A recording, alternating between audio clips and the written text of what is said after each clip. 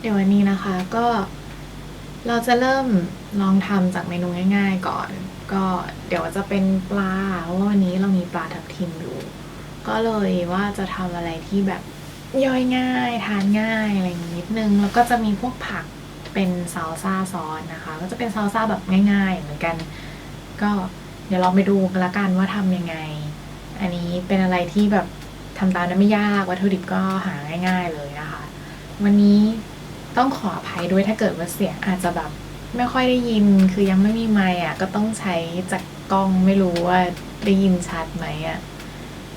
ก็เดี๋ยวลองดูแล้วกันเดี๋ยวขอไปออกกำลังกายก่อนแล้วก็เดี๋ยวกลับมาก็มาเข้าครัวกันนะคะ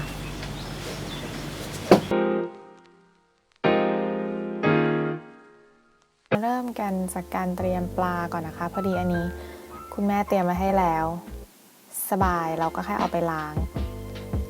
แล้วก็บ้างปลานะคะมันจะได้สุกเร็วๆแต่ว่าอันนี้ชิ้นไม่ค่อยหนาเท่าไหร่ก็เอาแค่พอประมาณเนาะแล้วก็มีมะกรูดกับตะไคร้ค่ะใส่เล็กน้อยตอนเตรียมจะเอาไปอบเพราะว่าจะได้ช่วยดับกลิ่นคาวปลาเนาะลืมใส่เกลือจ้าปรุงรสเล็กน้อยเราไม่ต้องใส่อะไรเยอะมากอ่ะอันนี้เป็นพิงซอลนะคะก็ใส่ลงไปแค่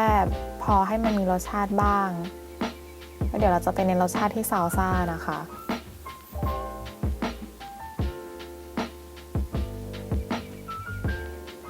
แล้วก็จะใส่พริกไทยดำลงไปด้วยก็ได้ออนชอบพริกไทยดำก็เลยใส่หอมดีเสร็จแล้วก็ห่อเลยค่ะ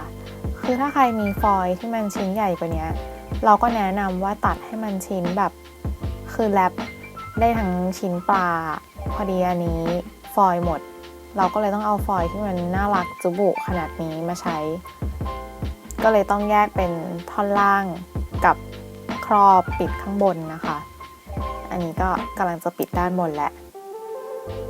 วัดนิดนึงตัดสินใจไม่ได้ว่าเอาแนวไหนดี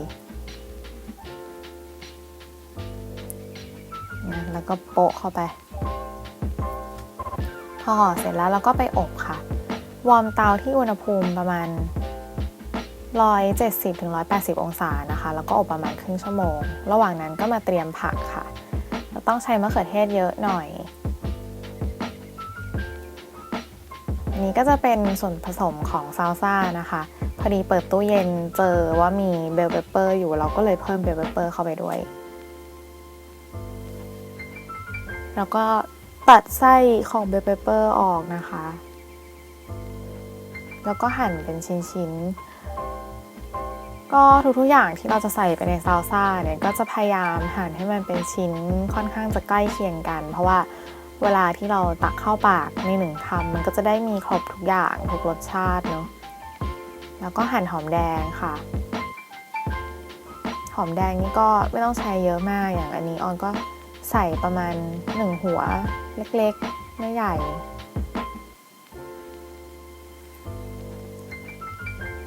เสร็จแล้วเราก็หั่นมะเขือเทศเป็นชิ้นเล็กๆเหมือนกัน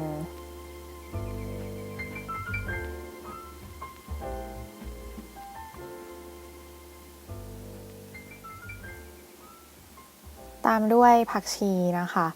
อันนี้เราก็ตัดรากแล้วก็เดี๋ยวออนจะเก็บรากเอาไว้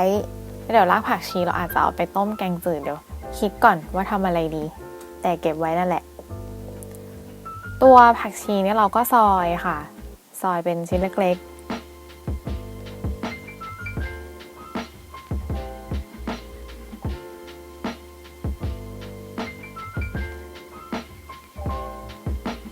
ทีนี้เราก็รวมร่างทุกอย่างเข้าไปในชามผสมเล็กๆอันหนึ่งนะคะหน้าตาก็จะประมาณนี้แล้วก็บีบมะนาวลงไปค่ะใช้ประมาณครึ่งลูกก็พอเพราะออนว่า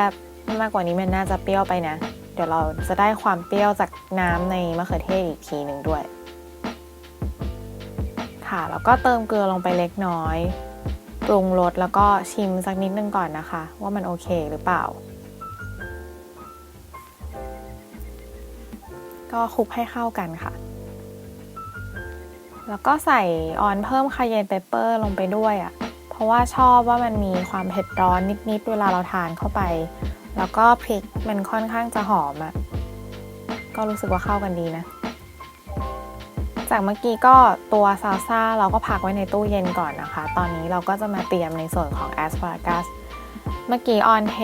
ตัวโอลิฟออยล์น้ำมันมะกอกลงไปประมาณ1ช้อนโต๊ะนะคะ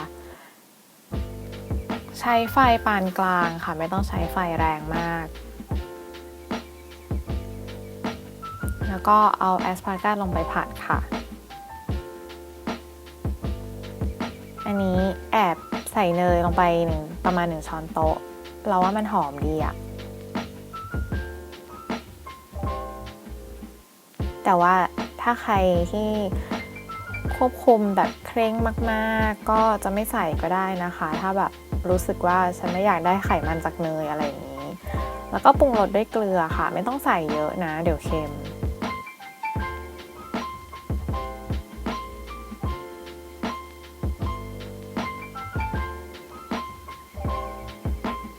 แล้วก็ใส่น้ำลงไปนิดนึง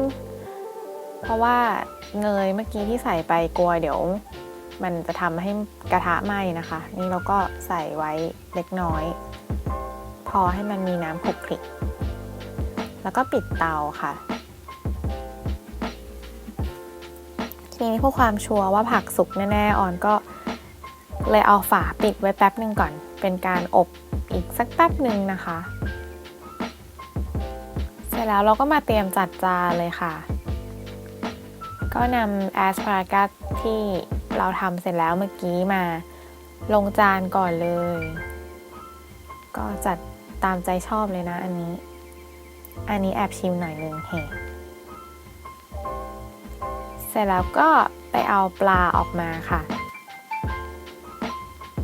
ตอนนี้ของออนคือออนตัดต่อเนอะคือปลามันสุกแล้วแหละก็เป็นเวลาผ่านไปประมาณครึ่งชั่วโมงละ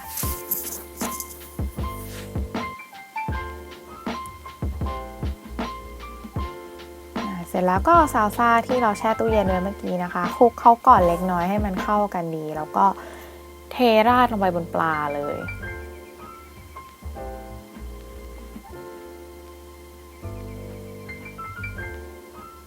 เสร็จแล้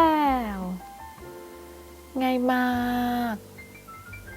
ง่ายสุดๆแค่นี้ก็ได้อาหารอร่อยๆ1จานแล้วค่ะ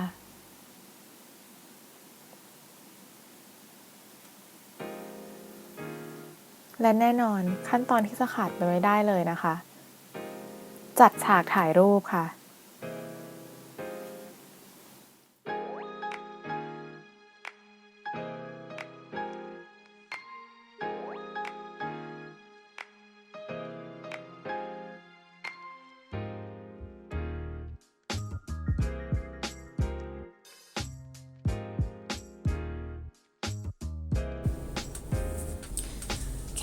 วันนี้เราก็คงจะลากันไปเพียงเท่านี้นะคะ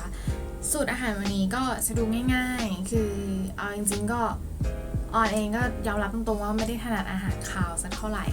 เดี๋ยวครั้งหน้าจะเป็นสูตรอะไรก็รอติดตามกันอีกทีนะคะหรือว่าจะมารีเควสไว้ก็ได้แต่ว่าเราก็จะพยายามทำให้มันเป็นขนมแบบค่อนข้างจะคลีนแล้วกันอย่าเรียกว่าคลีนเลยดีกว่ามันไม่ใช่อ่ะเอาเป็นว่าแบบก็เป็นขนมเพื่อสุขภาพอะไรอย่างนี้เนาะยังไงก็ฝาก subscribe กันไว้ด้วยนะคะแล้วก็รอติดตามคลิปครั้งหน้าอาทิตย์หน้าเจอกันอีกทีจะเป็นอะไรเป็นขนมหรือเป็นของคาวเป็นอะไรก็เดี๋ยวรู้กันโปรดติดตามชมตอนต่อไปไปละต้องไปปลูกต้นไม้ต่อให้เย็นนี้จะกินอะไรดีนะ